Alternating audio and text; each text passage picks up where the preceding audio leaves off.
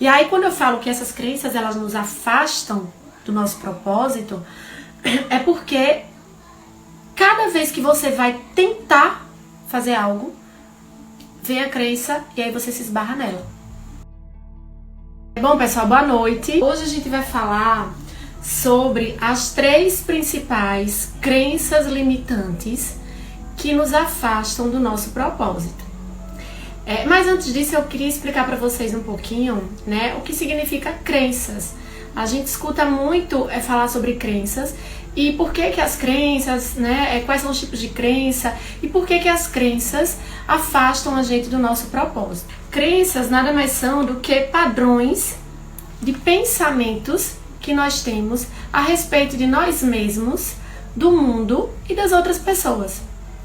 E essas crenças, elas são verdades, pra gente elas são verdades absolutas, que a gente acredita piamente naquilo como se não existisse uma outra verdade, como se aquilo fosse um fato.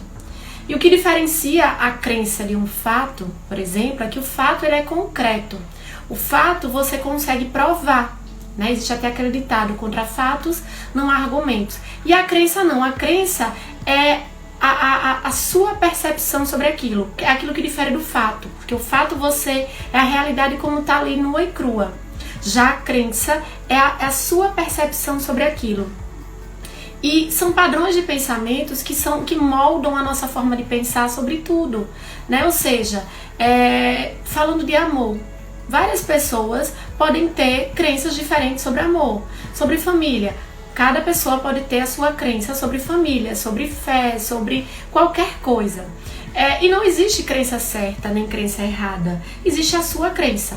Só que essa crença, ela pode ser fortalecedora ou limitante para o seu propósito, né? Então assim, a crença, como eu falei, elas são padrões de pensamentos que você vai criando no decorrer da sua vida. E elas são padrões de pensamentos que você aprende com seus pais, com a sua família, com todas as pessoas que fazem parte do seu ciclo de vida, né? E essas crenças, elas moldam como você vai se comportar na sociedade, na sua vida conjugal, no seu trabalho, nos seus relacionamentos, né? E como eu falei, não existe crença certa, não existe crença certa e nem crença errada. A única coisa que existe são crenças que elas podem te aproximar e te afastar do seu propósito. Aquelas crenças que aproximam você do seu propósito são o que a gente chama de crenças fortalecedoras. Ou seja, são aquelas crenças em que você acredita que vai conseguir, aquela crença que você acredita que você merece aquilo que você tanto deseja, é aquela crença que você tem a respeito de você mesmo, né? Você sabe o seu valor, você sabe a sua posição no mundo, né? E as crenças limitantes são aquelas crenças que vão afastando a gente do nosso propósito, ou seja, aquelas crenças que dificultam que a gente possa descobrir ou viver o propósito. E essas crenças são 3, existem várias crenças, mas eu falo 3 porque dentro dessas 3 existem várias outras, mas as 3 principais é a crença de identidade, crença de merecimento e a crença de capacidade, certo? Mas aí eu vou explicar detalhadamente cada uma dessas, mas eu vou falar mais uma vez sobre propósito para que vocês possam fazer a conexão entre o propósito e por que essas crenças limitantes, né, elas te afastam do seu propósito. O propósito, como, né, a gente vem falando e vai continuar batendo muito nessa tecla, nada mais é do que aquela nossa missão de vida. É aquele nosso querer, é aquele nosso desejo que afeta todas as nossas áreas da nossa vida e que traz pra gente uma sensação de plenitude, né? E que está alinhado aos seus princípios, está alinhado aos seus valores. Hoje, mais cedo, eu estava conversando com uma pessoa sobre propósito. E aí, eu dei um exemplo para ela sobre quando ela saberia que estaria vivendo o propósito dela. E ela me perguntou: Gardênia, mas você sempre fala que propósito afeta todas as áreas da sua vida, como assim? Aí eu dei um exemplo. Eu fiz e o propósito, e ela me perguntou assim: eu posso ter vários propósitos? Eu disse: depende, né? Até pode, mas geralmente um propósito que está dentro de uma das suas áreas da sua vida vai afetar todas as outras. Como assim? Vamos pensar uma pessoa que quer ser astronauta. Essa pessoa ela quer ser astronauta, que é um propósito que está relacionado, vamos dizer assim, à vida profissional. Mas para ela ser astronauta, ela sabe que teriam várias limitações da vida dela, né? Ela, por exemplo, estaria limitada um pouco em relação às questões, né, de relacionamentos sociais, amorosos. Vamos supor que essa pessoa ela entra num foguete e vá para a Lua e passe lá 2 anos viajando. Isso quer dizer que esse astronauta não vai poder casar, não vai poder ter filho, não tem família? Não, ele pode ter tudo isso. Porém, ele vai encontrar uma pessoa que viva junto com ele esse propósito, uma esposa que entenda que ele vai precisar estar muito tempo fora. Se tiver filhos, ele vai educar os filhos sabendo que o pai vai estar um tempo ausente. Os amigos, ele vai saber gerenciar a saudade desses amigos para quando, né, voltar a matar. Enfim, ele sabe que está vivendo o propósito quando, mesmo com algumas limitações em outras áreas da vida, ele se sente pleno naquilo que ele está realizando. Aquilo dá para ele sentido de vida, né? Então, eu quis contextualizar para vocês cada vez mais relembrarem o que é propósito, né? Então vocês já sabem que é esse desejo, é essa missão, é aquele querer que você tanto deseja, mas que quando você vai analisar toda a sua vida, você se pergunta: o que é que eu faria por isso?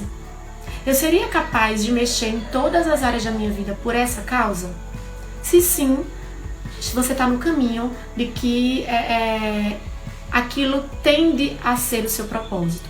Porém, nessa busca do propósito e até mesmo na sua vivência do seu propósito, você se esbarra com essas crenças limitantes, com esses padrões de pensamentos que vai cada vez mais dificultando essa busca ou até mesmo essa vivência plena. Porque tem pessoas que já estão vivendo o propósito, porém elas não se sentem realizadas, né? Acredito que vocês devem conhecer pessoas que às vezes aparentemente essa pessoa tem tudo, tem uma boa família, tem um bom emprego, uma boa situação financeira, um bom relacionamento com os amigos, com a família, tá tudo ok, mas aquela pessoa ela não se sente em plenitude. Porque talvez ela não encontrou dentro daquele contexto das áreas da vida dela algo que parece tão bom, né? Ela não encontrou o sentido de vida, não encontrou ainda o propósito dela. Ou até mesmo até já encontrou, mas tem dificuldade de viver por causa das suas crenças limitantes. E se alguém tiver alguma pergunta, pode colocar aí na caixinha de perguntas. Mas daí, meu propósito foi em busca do crescimento profissional e perdi a velhice e a partida do meu pai. Hoje ando meio por fora. André, eu super compreendo isso, sabe? Talvez você não estivesse vivendo realmente o seu propósito, né? Isso aí, claro, é algo que se precisaria ser investigado, né? Vamos dizer assim. Mas talvez você não estivesse vivendo o seu propósito. Talvez você estivesse vivendo um desejo e uma necessidade, né? Então, às vezes a gente é colocado em determinadas situações na vida onde a gente precisa fazer aquilo. Não porque é o nosso propósito, mas porque a gente precisa, sabe?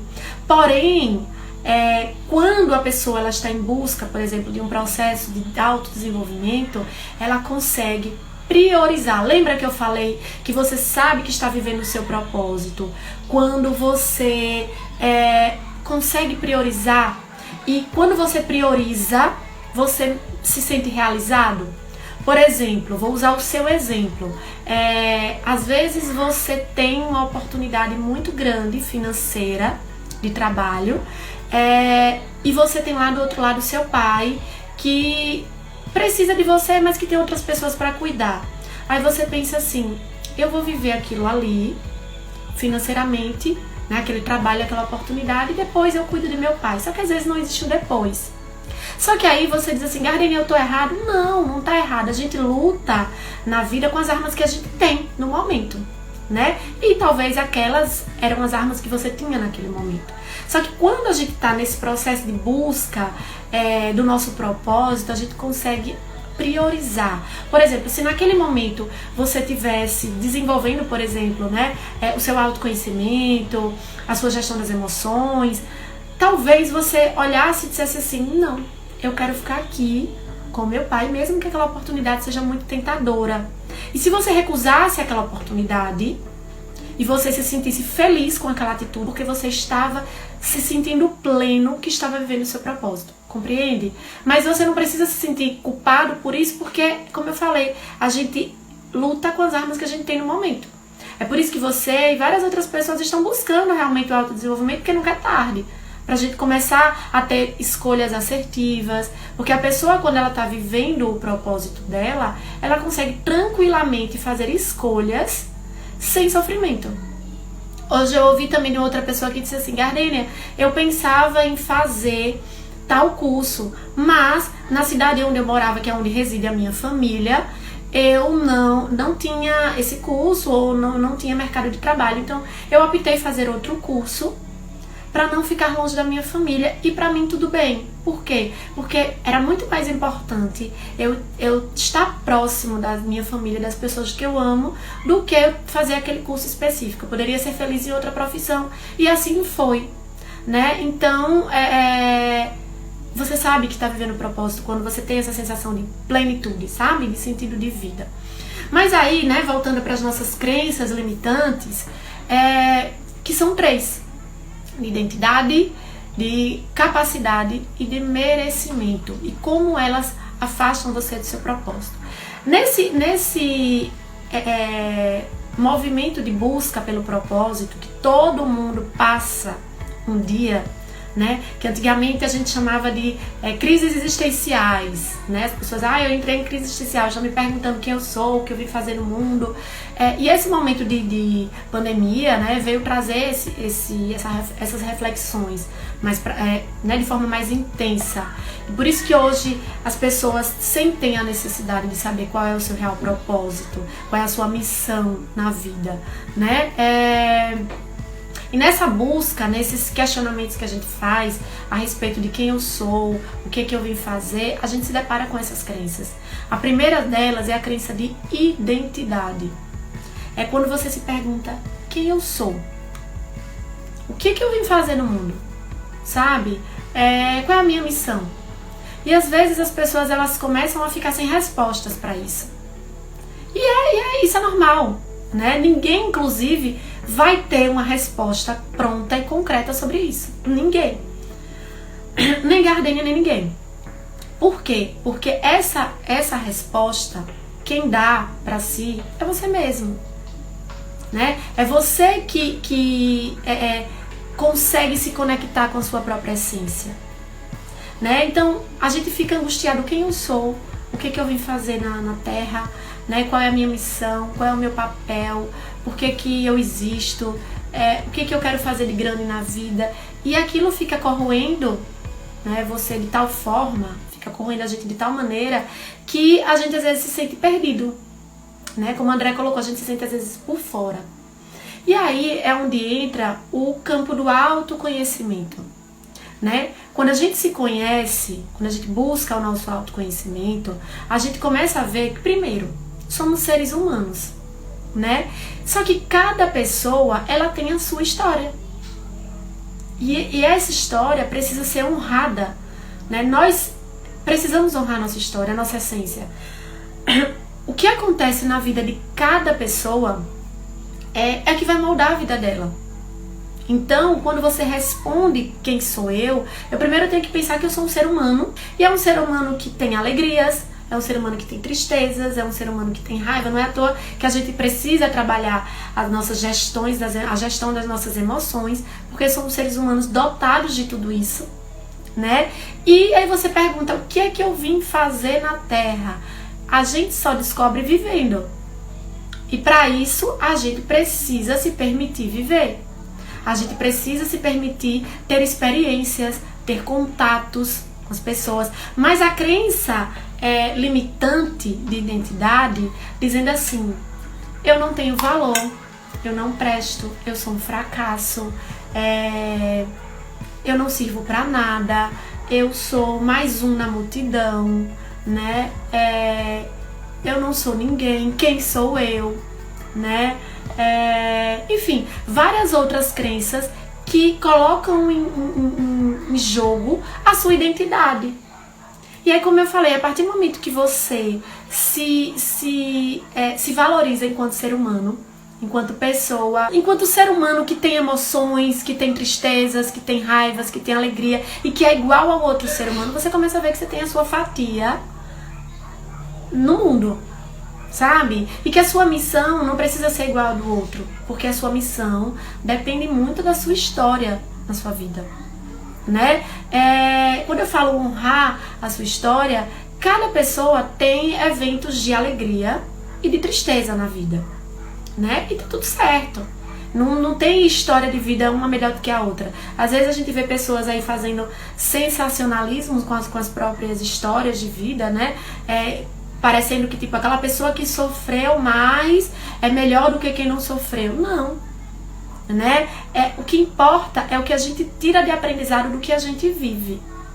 Ressignificar a nossa história, as nossas dores, é que faz com que a gente se entenda como um ser humano que é capaz, como um ser humano que é humano, como um ser humano que é um ser existencial. Então, para você quebrar a sua crença de identidade, é você entender que, primeiro, você é um ser humano igual a qualquer outro, né? Então, quando diz assim, você não é ninguém, e o outro é o quê? O outro é igual a você. O outro também é um ser humano de carne e osso, que também é dotado da sua espiritualidade. Só que a diferença entre ele e você é a história de vida dele e a sua história de vida. E cada um precisa honrá-la, né? E aí eu trouxe uma dica, é você pensar, né? Mais uma vez eu falo, é você pensar, não existe ser humano melhor do que o outro, né? Cada ser humano ele tem o seu valor. Então assim, fulano é melhor do que eu, fulano é mais importante do que eu. Aí a gente pergunta, por quê? Ah, não, porque fulano tem um cargo mais importante, fulano ele é engajado em determinada missão, fulano tem um propósito que eu acho interessante. Gente, propósito é algo individual, né? Então a gente não pode medir o valor do outro pela causa que ele abraça, pelo status que ele tem, porque, como eu falei, isso é da história de cada pessoa, né? E tá tudo bem. Ninguém às vezes o seu propósito de vida, né? Vou usar de novo, André, o seu exemplo. Às vezes o seu propósito de vida, sei lá, é cuidar do seu pai, ou é viver para o trabalho. E o da outra pessoa é ser engajado numa ONG, é cuidar de animais. E não tem propósito melhor do que o outro. Tem propósito que faz sentido para você, né? E a crença de identidade, ela entra nessa questão do propósito, né? Quando você perde o sentido do seu valor, né? E aí, uma outra crença que te afasta do seu propósito é a crença de merecimento. Por que que a crença de merecimento ela te afasta do seu propósito? Porque você não se sente merecedor. Você não sente que aquilo é pra você. Sabe, lembra que eu falei que às vezes a pessoa já está vivendo o propósito, mas não valoriza aquilo, porque acha que aquilo ali é tão bom que só pode ser mentira. E aí vem outro ditado popular: quando a esmola é demais, o santo desconfia. Não tem isso que a gente fala? Quando a esmola é demais, o santo desconfia. Por quê? Porque a gente acha que aquilo é tão bom que não é pra gente. É como se essa assim, Gardenia, comigo dá tudo tão errado que quando dá certo, eu já fico desconfiada. Alguém já passou por isso aqui? Já sentiu isso? Né? De que às vezes parece que tá tudo... E às vezes as pessoas, né, têm os seus momentos de carregar as suas cruzes. E às vezes a gente tá carregando as nossas cruzes, né, passando pelos momentos difíceis na vida, e parece que tudo vai dando errado. Só que não é que vai dando errado, é que a gente vai entrando numa onda onde a gente vai percebendo tudo de forma mais negativa.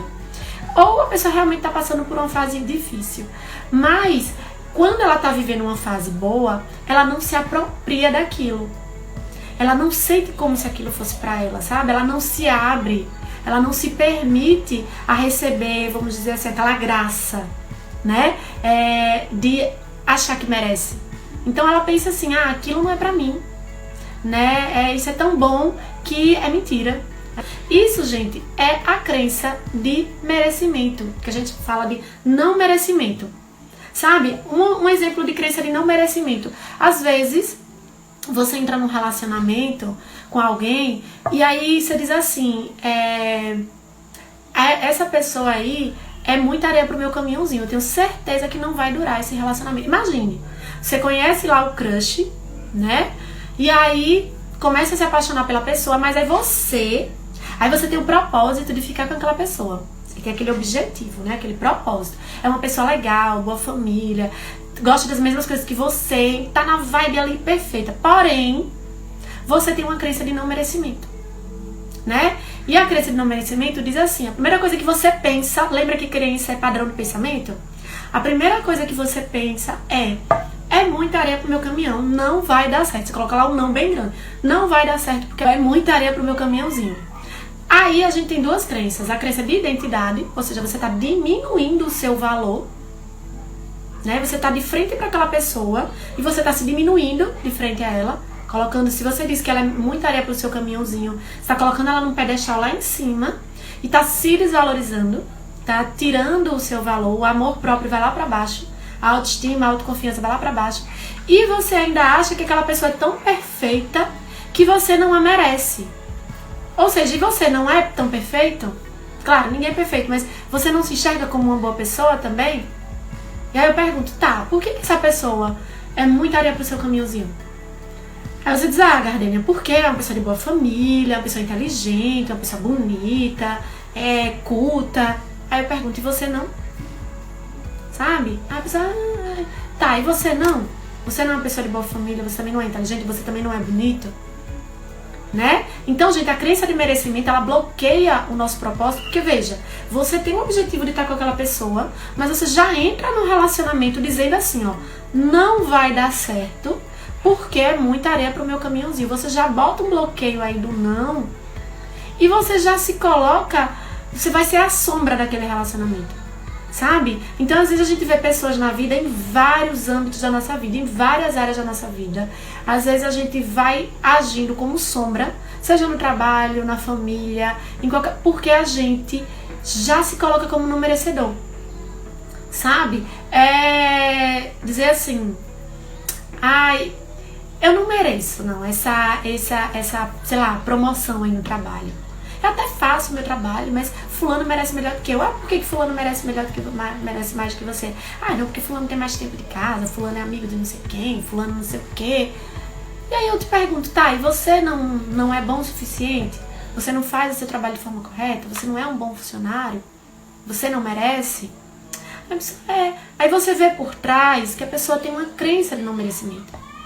E aí, como eu falei, Gardênia, mas isso aí, quando é que surge essa crença? Essa crença, ela surge lá atrás, na sua vida, né? Isso atualmente eu vejo muito em algumas mulheres, supervalorizando companheiros e se colocando submersas. Isso mesmo, Ana Paula.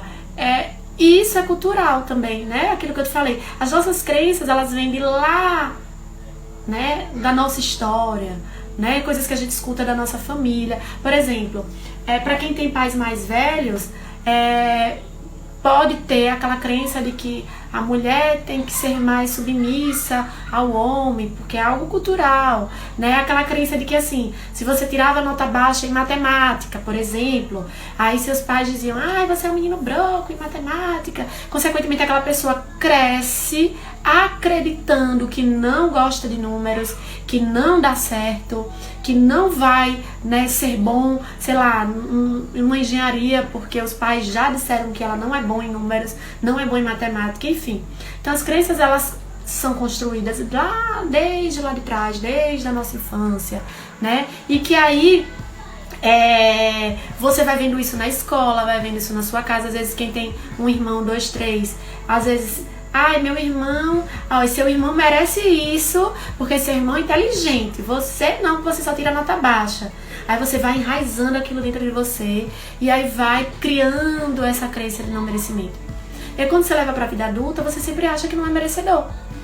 Então, aquilo que eu falei, quando você tá vivendo, às vezes, o seu propósito, tá num casamento perfeito, é tão perfeito que você não valoriza porque você acha que não merece. Aí você tende a ficar procurando defeitos. Deixa eu ver aqui que alguém colocou. Aí começa esse relacionamento. Aí começa o relacionamento submisso. Exatamente. Várias coisas na vida acontecem por causa das nossas crenças, né? Relacionamentos abusivos, relacionamentos onde há submissão, muito é por causa das nossas crenças. E aí quando eu falo que essas crenças elas nos afastam do nosso propósito, é porque cada vez que você vai tentar fazer algo, vem a crença e aí você se esbarra nela, né? Eu já vi pessoas dizendo assim, ai meu Deus, eu não mereço tanto amor. Por que você não merece tanto amor?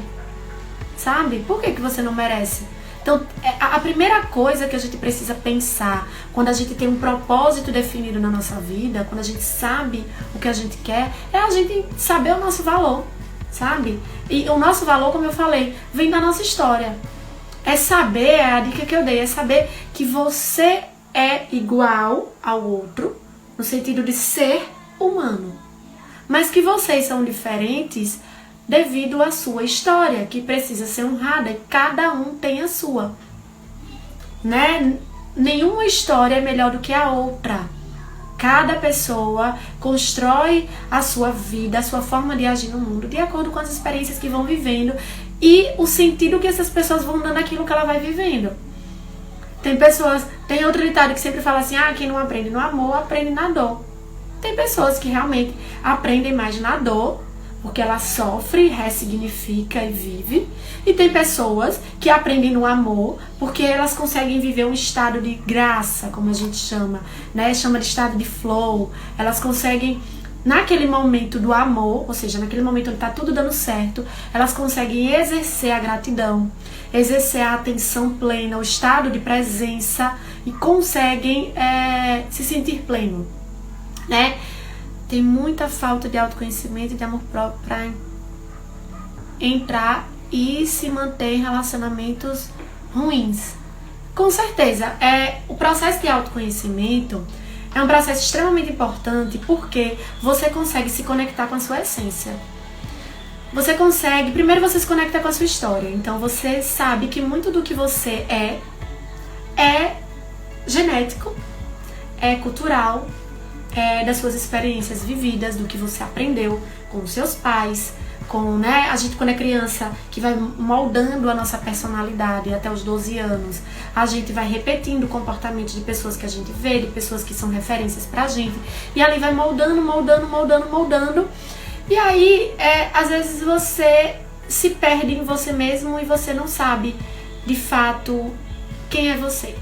E nesse processo de autoconhecimento, você se conecta com a sua essência, com a sua história. Então você começa a entender que muito do que você faz é, né, reflexo da sua história, mas que você começa a enxergar as suas potencialidades, os seus pontos fortes, né? O que você tem de bom, o que você faz de bom, o que você faz de melhor, né? E o que você precisa se desenvolver para ser um ser humano melhor, para ser um filho melhor, um pai melhor, um amigo melhor. O que você quer, o que você não quer, o que você é capaz de fazer, o que você não é capaz de fazer. Você se conecta com seus valores, você se conecta com seus princípios. Então, quando você tem um processo de autoconhecimento bem desenvolvido, você consegue fazer escolhas de relacionamentos, de trabalho, de tudo, né? E aí é onde entra o propósito, né? Propósito a gente descobre, a base da gente descobrir o nosso propósito e vivê-lo é o autoconhecimento. Não existe descoberta de propósito sem o autoconhecimento, sem você se conectar com a sua essência. E repito, é por isso que hoje muitas pessoas estão sentindo a necessidade de buscar propósito e buscar autoconhecimento, porque nesse momento de pandemia foi um momento que a gente parou, né, forçadamente, que a gente desacelerou E nesse momento de desaceleração, a gente começou a se conectar forçadamente com nós mesmos. Algumas pessoas surtaram, né? Algumas pessoas ficaram piradinhas quando começaram a se encontrar com elas mesmas, porque começou a vir muitas questões. E outras começaram a vir esses sentimentos, mas tiveram a sabedoria de começar a buscar o autodesenvolvimento, o crescimento, né? Pessoal, profissional, espiritual. Então, quantas pessoas não se reinventaram, né? Nesse momento de isolamento, onde a gente se afastou mais daquela agitação que o mundo geralmente nos coloca e passou a se descobrir. Então você tem aí advogados, médicos, engenheiros que começaram a fazer coisas importantes. Importantes que eu falo, importantes para elas no sentido de felicidade. Quantas pessoas começaram a fazer bolo, doce, trabalhos artesanais, estudar, empreender, né? Porque elas começaram a se conectar com aquilo que elas gostam, com aquilo que elas querem, com aquilo que elas são boas. As pessoas começaram a entrar dentro delas mesmas. E é isso aí, meu ponto forte é esse, eu tenho essa habilidade. Foi descobrindo muitas coisas que não se tinha a oportunidade de descobrir quando você vai vivendo num mundo acelerado, né? No mundo que a gente vive acelerado, a gente acorda, come, sai pra trabalhar. E se vocês pararem pra pensar, a gente nem raciocina, né? No que tá fazendo. A gente nem para pra pensar. A gente às vezes... quantas vezes você sai de casa e se alguém te perguntar assim, sem você olhar pra você mesmo, Garina, que cor é a sua roupa? Se eu não olhar pra mim, às vezes eu não sei que eu tô de preto. Porque você acorda, toma banho, pega a roupa, joga no corpo e você não se conecta com nada. Você come, quando chega no final da tarde, eu digo assim, Garina, que você almoçou? Você faz, sei lá, comi. A gente não tá em estado de presença na vida. A vida vai passando assim, ó. Quando você vê assim, eu fiz 1000 coisas no dia, vim ligar sei lá, trabalhei. Por quê? Porque nada do que você fez, você esteve em estado de presença, né? E aí é onde entra, né, como eu já falei várias vezes, os nossos comportamentos sabotadores, enfim. E nesse momento de desaceleração que a pandemia nos trouxe, a gente vem cada vez mais sentindo a necessidade de buscar o nosso propósito, que nada mais é, né, do que a causa maior, que faz com que a gente tenha motivos para se alegrar, motivos para viver, motivos para acordar todos os dias em busca de uma causa importante. Fabi colocou, as pessoas automatizam a vida, exatamente. E a partir do momento que... E assim, o cérebro adora isso, né? Isso é o que a gente chama de hábito.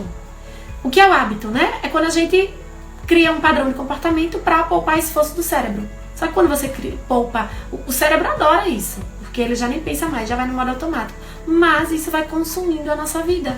Faz com que você não vive em plenitude, você vive tão no modo automático que você começa a perder o sentido de vida. Quantas pessoas vocês já ouviram falar? Pessoas famosas, com muito dinheiro, conhecidas. E aí você diz assim, do nada fulano tá depressivo, num estado assim gravíssimo. Por quê? Muito, né, do que acontece com essas pessoas é porque elas estão num estado de plenitude, muitas vezes em algumas áreas. Plenitude que eu falo, às vezes ela tem status, dinheiro, a carreira tá ok, a família também, mas ela, com ela mesma, não consegue se encontrar. Porque para que ela mantenha essas áreas tudo lá em cima, ela entrou no modo automático, que quando ela se pergunta quem é ela já nem sabe mais. Aí ela entra no que a gente chama de crise existencial, né? A perda do propósito. A pessoa olha assim e faz, qual é o meu sentido de vida? Por que eu trabalho tanto? Eu nem sei por que eu trabalho tanto. Sabe, meu dia tem 24 horas, eu durmo 3 e passo o resto trabalhando. Pra quê? Se eu não tenho tempo de me envolver numa causa social, eu não tenho tempo de viajar, eu não tenho tempo de estar com meus filhos, eu não tenho tempo de ter família, eu não tenho tempo de ter nada. Aí você começa a perguntar, então pra que eu trabalho tanto? Por que eu faço o que faço? É onde entra o propósito, né?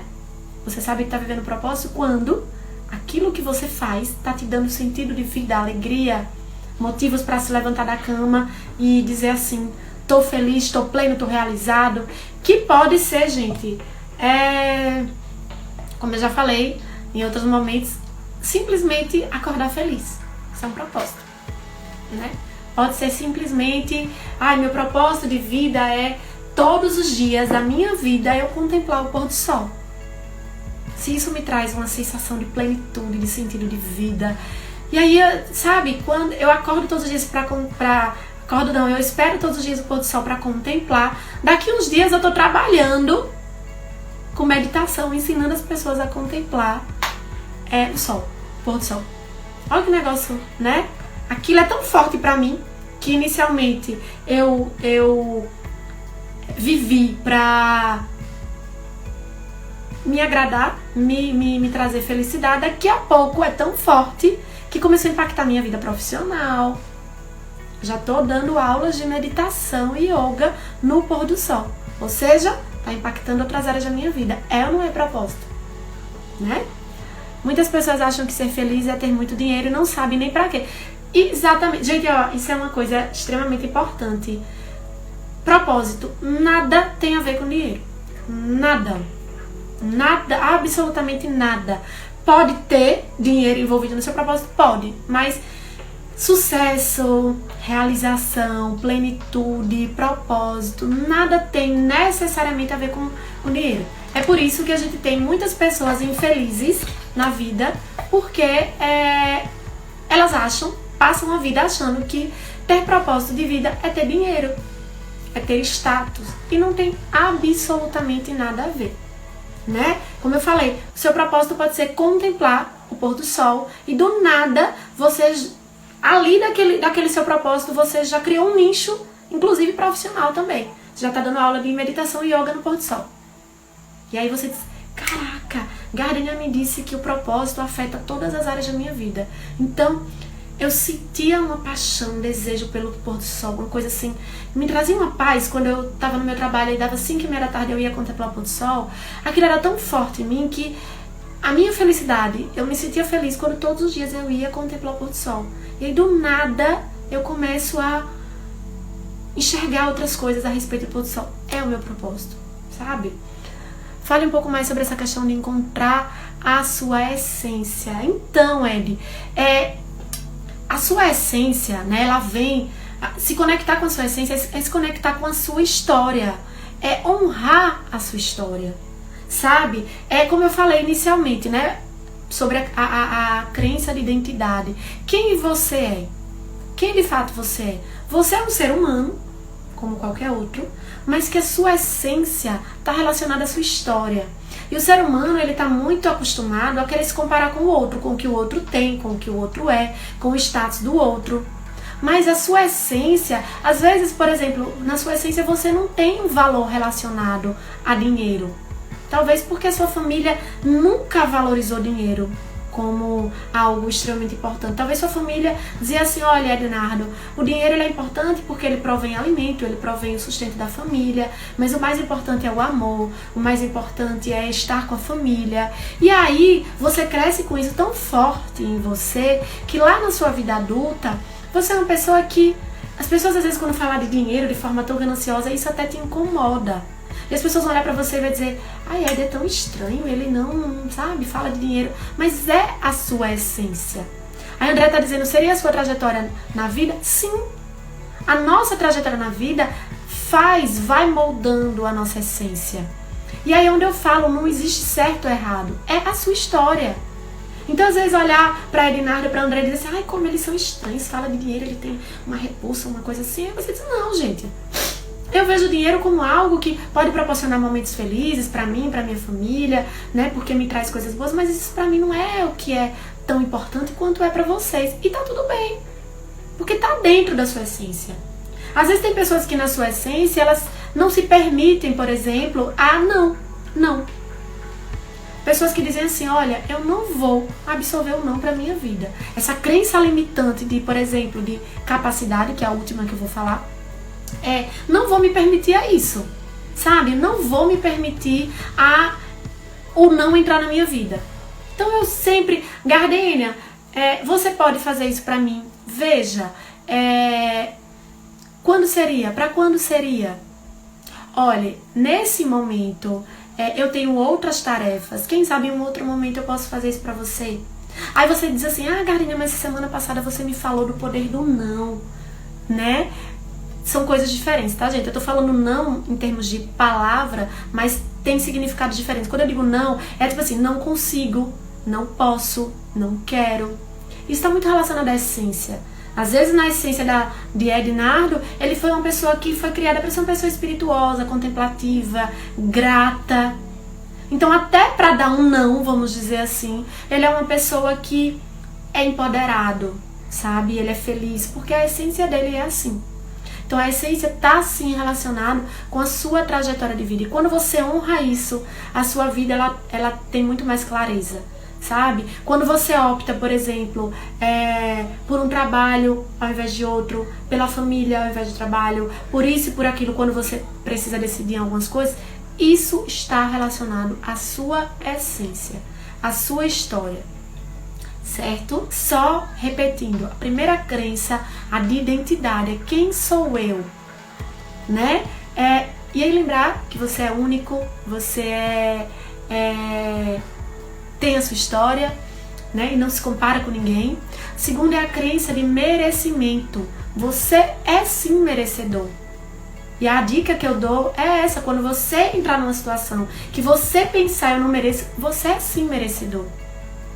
Gardenia, eu mereço alcançar aquele cargo? Mereço. Sabe por que eu mereço? Porque eu estudei pra isso, eu me dediquei pra isso, eu sou boa naquilo que eu faço, sabe? Quando eu não sei, eu busco ajuda, eu me interesso. Então eu mereço sim. Claro, gente, que não é quando a gente fala de, às vezes, merecimento, a pessoa não faz nada e acha que merece. Só porque Gardenia disse lá, Gardenia disse que é pra dizer que eu mereço. A gente precisa ser racional e coerente. O que você fez? Você realmente fez algo pra merecer aquilo? Fiz, então você é merecedor. Então, antes de colocar o não em mente, é você dizer assim, eu mereço sim. Sabe? Eu mereço sim porque eu tenho o meu valor. E eu já uno. Eu brigo contra a minha crença de identidade, então eu digo, eu tenho valor sim, eu sou importante, né?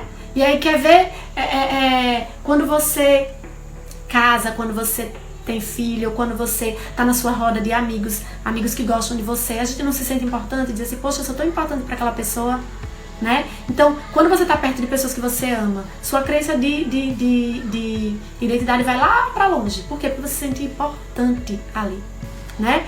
Os valores expressam a sua essência? Sim. Os valores estão sempre conectados à sua essência. E valores é algo que vai passando de geração. Claro que com o tempo, vamos dizer assim, as coisas vão se modernizando, vamos dizer assim. A gente vai acrescentando coisas novas aos nossos valores. Mas o valor ele é histórico. O valor que a sua bisavó tinha passou para sua avó, que passou para sua mãe, que passou para você, que você vai passar para os seus filhos. Claro que sempre de uma forma que vai sendo remodulada para que a gente acompanhe o tempo, né? A coerência do tempo presente. Mas é algo que é enraizado. Gardenia, então você está me dizendo que valor é uma crença? Sim. Religião é uma crença, né? Tudo aquilo que molda a nossa forma de pensar é uma crença. E lembra que eu falei que não existe certo e errado? É errado eu ser dessa religião a não ser dessa? Não. É a sua crença, é o que você acredita como verdade absoluta. E tá tudo bem. O que eu expliquei pra vocês? Ela só é ruim quando ela te limita ao seu propósito, né? Se, por exemplo, sei lá, você dá um exemplo bobo de superstição.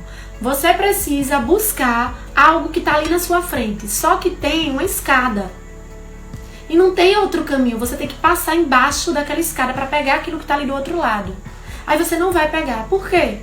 Você não vai pegar? Alguém sabe me dizer? Porque a avó dizia que se passar por debaixo da escada dá azar. Ou não cresce, a pessoa não cresce. Imagine eu que já sou pequena, dizer, se você passar por debaixo da escada você não vai crescer. Imagine, né? E aí a gente vai crescendo com aquilo na cabeça, aquilo é uma crença, me limita, porque eu precisava muito pegar aquilo que tá ali do outro lado da escada, mas eu não vou, porque aí na hora eu lembro da crença que foi internalizada na minha cabeça. Se eu passar embaixo da escada, eu não vou crescer, ou eu vou ter azar. São crenças, né? E valores também, a crença está associada aos nossos desejos. Por isso que eu falo, não tem valor certo nem valor errado, tem valor que é seu. E aquela pessoa não é melhor nem pior do que você, porque os valores são diferentes. E aí eu falo, e é aquilo que eu já disse algumas vezes, se aquela pessoa tem valores diferentes dos seus e você valoriza muito os seus valores, é só você não se aproximar daquela pessoa, não dar poder para aquela pessoa perante a sua vida, e tá tudo certo, né? Então, aquela pessoa é errada e você é certo? Não. Aquela pessoa tem valores diferentes dos seus e tá tudo bem, certo? Então, crença de identidade, crença de merecimento, e a última crença é a crença de capacidade. E essa, gente, é uma das, não vou dizer pior, né? Porque cada um, a depender da dose que você tem da crença, ela é tão grave quanto. Mas a crença de capacidade é a mais comum. É aquela que você não faz porque você não acha que é capaz. É aquela crença que diz assim, e a crença de capacidade está muito relacionada ao passado. Todas estão, mas a crença de capacidade, ela tem uma ligação muito forte com o passado, porque assim, quando eu falo passado, não necessariamente é a sua essência, mas com a experiência que você teve com aquilo. Por exemplo, eu vou fazer um bolo, pegar um exemplo bobo, vou fazer um bolo. Aí eu digo assim, eu não vou conseguir fazer aquele bolo. Gardênia, você tem a receita, eu não vou conseguir. Eu já tentei fazer esse bolo 1000 vezes. E as 1000 vezes eu solo o bolo. Gardênia, mas pegue a receita, eu não vou fazer porque eu não consigo. Ou seja, a crença de capacidade não me permite mais nem sequer tentar. E ela tá, nem sempre, tá, gente? Mas 99% ela tá relacionada com alguma experiência que você teve no passado, que foi traumática. Tipo assim, você fez, não conseguiu, provavelmente alguém, né, importante pra você também criticou aquilo, ou se você tiver um senso de autocrítica muito forte, às vezes você mesmo se criticou. Diz, eu sou um desastre, crença de identidade. Eu sou um desastre, eu não mereço isso, eu não consigo. Junta as 3 crenças e aquilo ali você nem sequer tenta. Eu vou falar assim de mim, né? Por exemplo, eu sou psicóloga, trabalho já com desenvolvimento humano há 13 anos, sou extremamente falante, né? Quem me conhece sabe que eu adoro falar, adoro ajudar pessoas, porém, eu nunca me imaginaria aqui falando pra vocês numa live, nunca me imaginaria. Mas eu senti esse desejo, essa vontade de trocar conhecimento, de, expor tudo aquilo que eu sei, ajudar pessoas. E aí, eu disse, por que não? O máximo que pode acontecer, em alguns momentos, eu falhar, em alguns momentos alguém me criticar, mas tá tudo bem, né? Eu não preciso estar vivendo pelo julgamento dos outros a todo momento. Eu só vou saber, inclusive, se eu vou ser boa ou não naquilo fazendo. E eu fui lá e dei o primeiro passo. E aí eu não me preocupo muito se a live, por exemplo, vai ter 1000 pessoas ou se vai ter 10, 15, 20. Eu me preocupo com quem está aqui, nesse estado de presença, assistindo. E que eu estou entregando o melhor para essas pessoas que estão aqui. Ou seja, você passa por cima dessa crença de capacidade e pensa assim, eu sou sim capaz. Eu tenho conhecimento, eu tenho bagagem para falar daquilo que eu vou falar. Eu tenho propriedade, né? Tem pessoas que estão sim interessadas naquilo, é por isso que eu senti a necessidade de fazer, e eu sou capaz e vou fazer, e aí eu dou o primeiro passo. Só que pessoas que têm as crenças de capacidade, né, de incapacidade, elas nem sequer tentam dar o primeiro passo. Porque elas estão preocupadas com o que as pessoas vão achar, elas, estão preocupadas com o julgamento alheio, elas têm medo de errar. Então as crenças também, elas acontecem para nos poupar. Elas acontecem para nos poupar. Como assim, Gardênia? Nos poupar da frustração. Né? Então, por exemplo, Para eu não me expor ao risco de errar, eu não faço. Para não me expor a isso, eu não tento. Então essas são as 3 principais crenças que me afastam do meu propósito. A crença de identidade, as crenças de merecimento e as crenças de capacidade. Certo? O julgamento é um empecilho bem comum para muitas pessoas. Isso mesmo, que está muito relacionado à crença de capacidade. Ou a todas, até de merecimento também. Certo? Se você não tem Telegram, baixe agora seu Telegram. O link está na bio da gente aí no Seja Seu Propósito.oficial, que eu vou para lá agora e vou dar todas as dicas para que vocês vençam as crenças limitantes. Então, quem não está no Telegram, vá lá, porque eu vou dar as dicas de como vencer todas as crenças limitantes. Ok, pessoal? Mais uma vez, muito obrigada por todos vocês. Um beijo e até segunda-feira, às 19h47 da noite. Ok? Um abraço. Tchau, tchau.